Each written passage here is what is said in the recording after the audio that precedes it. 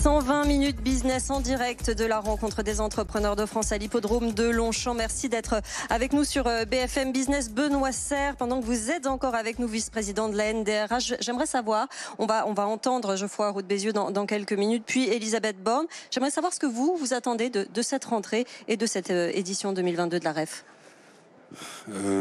C'est difficile parce que la question est vaste. Oui, c'est vrai.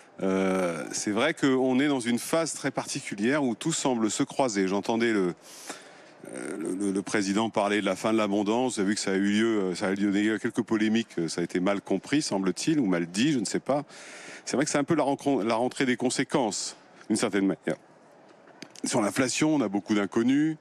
Sur l'emploi, ça remonte. Il y a beaucoup de problèmes de recrutement, mais en même temps, combien de temps ça va durer, on n'en sait rien. On commence à voir quelques petits chiffres qui sont un tout petit peu inquiétants. La baisse des intentions de recrutement.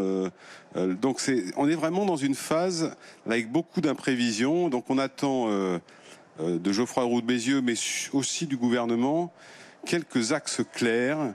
Je sais que c'est pas facile avec la majorité politique qui est la sienne aujourd'hui, mais si vous voulez, la formule consistant à dire on ouvre la porte à ceci, mais peut-être que ça on le fait pas. Sincèrement, il y a suffisamment d'instabilité dans l'environnement qui est celui des entreprises pour pas en rajouter sur un plan politique. Je dis que c'est pas facile, mais puisque vous me demandez ce que j'attends du gouvernement, c'est donner la stabilité ou le maximum de stabilité possible.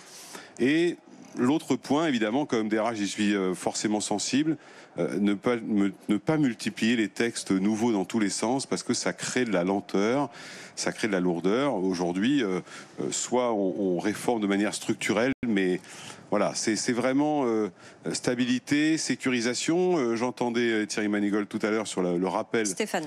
Pardon, excusez-moi. sur le rappel de l'engagement sur le PGE, je le comprends très bien parce que ça crée des vraies inquiétudes.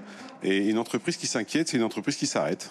Donc c'est très dangereux. Stéphane Manigold, je vous pose la même question. Qu'est-ce que vous attendez de cette rentrée, vous, en tant que restaurateur, président de la branche restauration de l'UMI?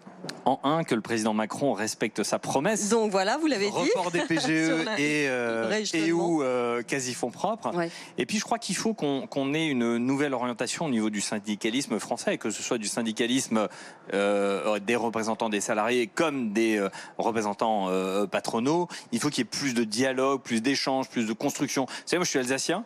Et j'ai cette culture justement de l'Allemagne où le syndicalisme est vraiment fort et dans le consensus et pas dans l'invective ou dans le bras de fer comme on peut vivre chez nous. Et ce que je souhaite, c'est que les mouvements sociaux qui s'opèrent à la rentrée, on puisse arriver vers un dialogue et qu'il n'y ait pas ces mouvements sociaux qui vont encore fragiliser les chefs d'entreprise. Vous savez, j'ai beaucoup de chefs d'entreprise qui m'appellent, qui veulent jeter l'éponge parce qu'on parle des grandes démissions des salariés. Mais moi, j'aimerais aussi qu'on parle de la grande démission des patrons.